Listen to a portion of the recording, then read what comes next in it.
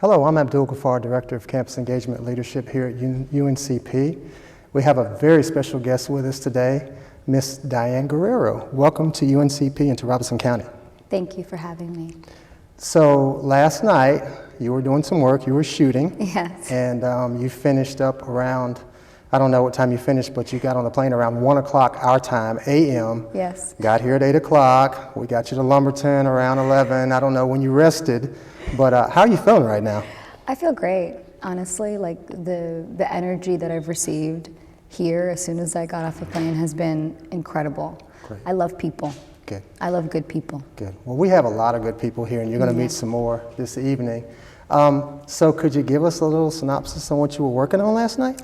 I was working on a photo shoot with photographer Aaron Young, and he does a lot of the Out magazine covers. He reached out to me. He noticed that I needed some more work that represented more sobering work that showed a little bit of what I had inside for stuff like this. Right. So it was a wonderful shoot. It was very intimate. I got to really express myself, and it was good. That's amazing. Yeah. So I wanted to just jump right into talking about your book here. Shameless plug for you. Fantastic book. Thank you. My Family Divided. So I sat down, I was talking to some of my staff. I said, I'm going to skim through it, take a few notes, whatever. And then about 3 hours later, I was just about done. I couldn't look away. What motivated you to write this book? Because you really shared some things that were deep down. Why did you decide to do it? I mean, really, I didn't think that I would ever write a book. I mean, I didn't consider myself a writer. I mean, I didn't really consider myself an artist, a real artist, until a few years ago. My way of doing things has always just kind of poured out of me. And so when I decided to share my story in an op-ed for the LA Times, it sort of kind of just developed. I was approached and somebody said, you should write a book. And so I thought about it and I said, well, when will I have an opportunity to do this? And so I did it. And it's been life-changing. It's amazing because I want to get back a little bit to how the story begins, but you shared in the book that you really hadn't told anyone about your life and about your parents' situation, except for your roommate in college. So this happened like your freshman year. Yeah. And so all these years you had kind of kept it bottled up inside. Yeah. What was it like to keep that, I guess, secret? I mean, that was sort of the way that I learned how to do things, is sort of just to push things down and not talk about them. And as a kid, and especially growing up in a community where mental health is not discussed, it's shameful to not have your feelings together or to even talk about things. So of course, it got me through high school, but then when I was making decisions, important decisions, like in college as an adult, all of those repressions kind of came bubbling up. And so this is how a lot of children are dealing with things. And so it causes them to make not so smart decisions later in life, and they bump into a lot of stuff. So me telling my roommate was sort of like a spillage and sort of like an explosion. And that's sort of how things have happened for me. I started taking acting classes after college because I was in a very dangerous place in my life where I didn't know if I was going to be able to survive. And so I looked towards the arts to save me. I looked towards sharing my story to save me. These are all pivotal moments in my life that I chose to share something about me. And that's why I encourage so many people that I talk to share and to reach out to their community, because you think you're alone, but you're not. Yeah. Well, it was thrilling to read the portion of the book where you talked about coming home and your parents weren't there, and you went through the whole day. Can you just kind of share that with us? Yeah, I mean, as a kid growing up with undocumented parents in this country, especially my parents who were so honest with me, I sort of grew up with that anxiety sort of looming. It's like, look, this may happen. I mean, I saw my parents struggle so much. At what age did you start thinking about that? Oh, very early on, maybe 6, Okay. 7. It was just always in the back of my mind. Also, we had many different moments of, we got a lawyer, or we just submitted paperwork, or I think we're going to be okay this time. And so there were many moments where we thought that good things were coming. We thought that my parents were going to gain You won the lotto. residency. Yeah, yeah. You think exactly. Yeah, many moments that told us, okay, maybe this time you're going to be okay, and then many moments of failure. And so you're sort of living in this world of uncertainty. And so I always walked around feeling unsure and a little unsafe. And so walking home, I entered the house, and of course, things are sort of in the middle, right? Dinner is prepared or half prepared. You see your parents' car in the front. You see the lights on, but there's this energy that's sort of negative, and then they're gone. And that's what a lot of children are experiencing. That's sort of what I've been trying to communicate with my story, with my book. I've never had footage. I don't have a video of me coming home and seeing that and being able to express that. But I see videos of some of the children that where their parents were raided in that chicken plant in Mississippi. These are real images. Yes. And then when I saw that video of that little girl pleading to the media about her dad and her saying, my dad's not a criminal, this is my first day of school, that is exactly how I felt. That was exactly the image of me under my bed, closing my eyes really tight, hoping that it wasn't real. That's what these kids are living. That's what we need to try to avoid. That is what we need to work towards not doing, separating families. This is why I'm doing what I'm doing. I don't want people living what I lived. And I have to say that when people look at me, they see that I guess that I've overcome extraordinary things. But I always remind people that I am very lucky. And I am a 1 in a million. Not everyone that has this experience comes out in this way, or their life doesn't turn out in this way. Well, you know, as I read about you and just try to piece together what I wanted to talk to you about, I find you to be much more of an activist than really an actor. When I saw you today, well, I'm trying to fight that. Yeah, well, I mean, I'm trying to find the balance. But yeah, you're right. Right. Yeah. When you walked up, my wife and I noticed your shirt, and it said #schools not prisons. Is that correct? Yes. And I said, my wife was like, oh, she's an activist. I know. I can't escape it. Yeah. I can't. I'm searching through my wardrobe, to get out of the house really quick, and I'm like, yes, this is my favorite shirt, and I put it on, and then I look in the mirror, I'm like, I'm an activist. All right, let's go. It's not so bad. Yeah. Well, it's a message that I like to carry. You see a lot of organizations, a lot of students, a lot of kids making these impactful T-shirts that have strong messages on them. Schools, not prisons. End family separation. No bans. These are important messages, and I like to carry them, and I like to remind people everywhere I go that this is what I stand for. Sometimes it can be a little scary. Some people don't agree with you, but I mean, how is that a bad thing? More schools, less prisons? Right. I don't think so. No, absolutely. So of course, immigration reform seems to be, where we see you the most, just mainly because of what's going on in the world. Do you feel it's a good thing that there is more discussion about it now, even though maybe the rhetoric that's driving the discussion is negative? I've learned more about immigration over the past 2 years than I ever knew before, so that makes me feel good. But then there's so much negativity driving the information, so how do you feel about that? Look, I think that it's a very necessary discussion.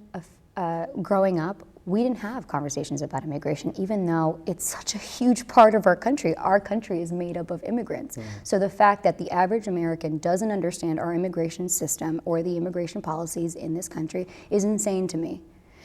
I didn't grow up with it, and that's why honestly, I wasn't equipped to handle what happened. We all need to be educated so that we can make the best decisions for our country and the people living in it. And so the more we talk about it, the better. You know, it's hard for people to have to talk about politics so much and things that are scary and things that are difficult. But we have to talk about them so that we can get through them and find solutions. Right now, and in the past, we haven't found sustainable solutions for for a lot of things in our country, but especially the immigration system. And so now we're seeing people learn about it, have conversations about it. People who were in the middle who say, well, I don't really understand or I don't really know, now they can make an informed decision. There are laws in place that have been in place for a long time that have been set up to disproportionately affect immigrants and people of color in this country, and that needs to be known. This administration has exacerbated those awful laws that have been in place that we don't know about. These laws, and I'm talking about laws made up in 1996 especially, that have increased the privatization of detention centers, weakened due process, and expanded detention. And so we need to know about these. We need to get rid of these laws that are so terrible and think about other ways that the system can work, right? Our visa system is outdated. You know, people keep throwing around, oh, the system is broken. It is broken. It's not really broken. It has been set up this way. So I'm not a politician, but I know that I am a human, and I believe in humanity, and I believe that there are other ways that we can do things, and we have some of the smartest people in this country. Don't tell me that we can't figure this out. I agree. Yeah. So there's a little bit of stigma even within the Latin community. You just touched on that a little bit in your book, from people that maybe are here and they're fully documented versus those undocumented people. You even dealt with people not wanting to take you in because they felt like there could be some danger of having you with them, so they were like, we can't take you. How prevalent is that within the Latino community, and how do you handle that? Well, I think that our community has been in fear for a very long time. I think it has to do with the communities that we live in, the type of education that we're receiving, the type of healthcare that we're receiving, the information that we're receiving. So you see that, and who can blame them if you have, especially families that are mixed status families, when you don't have the knowledge, when you don't have the information, of course you're going to be afraid. So this is why we're trying to educate as much as possible, because knowledge is power, and when you have that, no one can take that away from you. Yeah.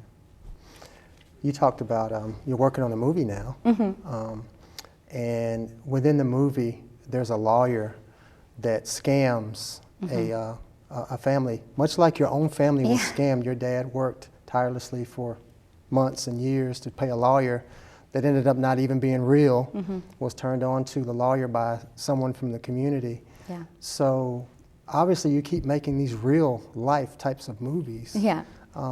They call them, they're like, we're making a movie about immigration. Yeah, call Diane Guerrero. She knows firsthand what it is. Look, there was a long time where I felt like, when you were like, oh, people know you a little bit more for your activism, and when I so desperately want to be more than that, right? Because I am a full person with many interests. But people cling to hope. Of course, and what I see it now is a good thing, and I will continue making projects that inform people, inspire people, especially people that need it the most. I know that I can tell my story and different kinds of stories that touch upon immigration and the immigration system in this country, and I'm happy to tell them. But like this happened, the lawyer scamming happened to the director that I'm working with. Oh. And so these are real things that happen to so many people, and there are different versions of the system not working. And I'm glad to tell those stories. You talked about in Colombia, in the book you said people who are in poverty in Colombia stay in poverty, and people who are rich stay rich. Does it frustrate you sometimes when people don't understand why people want to come to the United States, and so they say, well, whatever happens to them, they got it coming, or they just need to stay where they are? And I don't think people work hard enough to understand what people are actually going through. Something has to drive you to take that kind of a risk to bring your family to a strange country. So is that frustrating to you to hear those? That's always the negative comments. Sure, yeah, because people don't understand how other people are living. People don't want to empathize. It's too hard, it's too painful to put yourself in other people's shoes. This is why I love, I mean, maybe I'm a masochist, but this is why I love being an actor, because I am just such an empathetic person. I thrive on that, and I love it. It helps me understand myself when I put myself in other people's shoes, and that's what's so hard for folks. It's frustrating, but that's why we're here telling these stories and trying to help people understand. I think people don't understand how the involvement of the U.S. in a lot of other countries. I don't think that we understand our privilege and the damage that this country has caused to displace other countries, particularly Mexico, places in Central America, to make these people seek asylum, to seek refuge in a place where they can work, where there is work. And so I think it's just a matter of trying to understand other people. Now, people always tell me, is it about open border? Do you just want everybody to come in? Now, that's silly. I don't think that. I think that the people who we need to have a better system in place so that we can, as a first world nation, and not that if that's the correct term, but if we say we are who we say we are, then we need to be equipped when there are crises like this and people are pouring in because they're seeking refuge from intense violence and poverty. When they come seeking asylum, there needs to be a system in place where we can handle it. There is no excuse for imprisoning children and families in this way, with the hopes of deterring people to come over. That's not a solution. Right. You're a tough chick in that Orange Is the New Black. You are something else. So 6 years you've been playing that role, and you play it. I mean, it really comes across, and it's this year has been a seminal part of the whole, story. Has been your story. This year I mean, look, it's all been worth it, but this year made it really worth it. Yeah. So you love that part. Yeah. Well, yes, of course.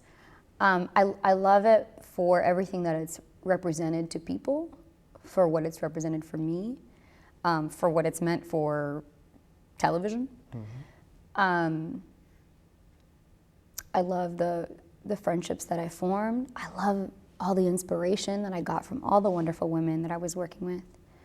And I love telling stories that impact social justice, because it's just who I am. I can't get away from it. Even though, like I'm doing this film now in Colombia. I'm the role that I'm doing currently. Doom Patrol is a woman with a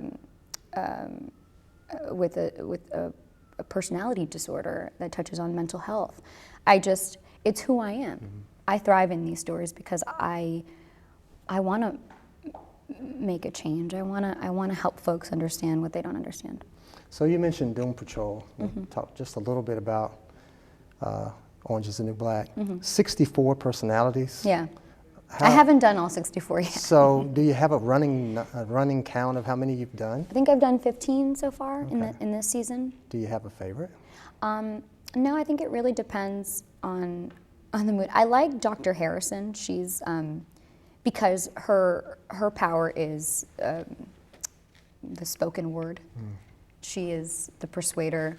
She is the therapist, and And so that's always fun to play, to sort of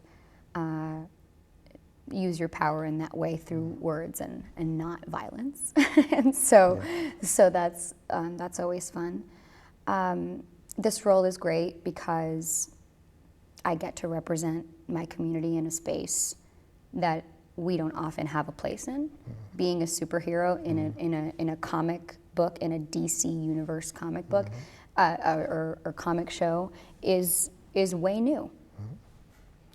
You're the first live person to ever play that role. Yeah, and we don't, in our communities, we don't get to see ourselves in roles like that as heroes.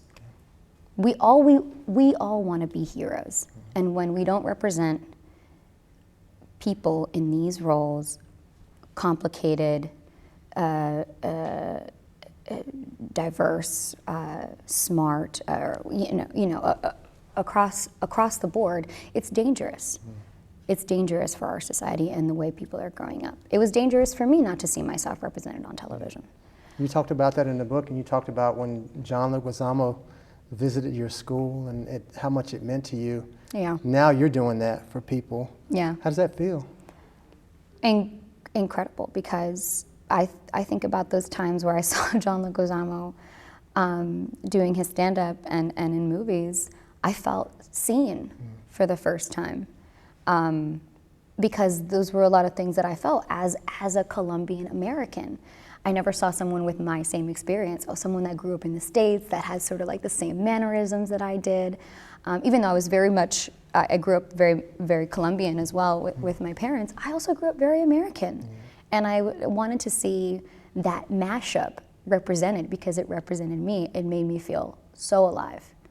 And I told him, I went to his show, and he's an incredible activist. He's an incredible advocate for our community. I'm so proud of him and what he does. He did that show recently, or he has a show, Latin History for Morons, and it's fabulous. I mean, I'm like, here's a guy who studied for years to make this show come alive so that he could educate folks on what really is going on, what our history is.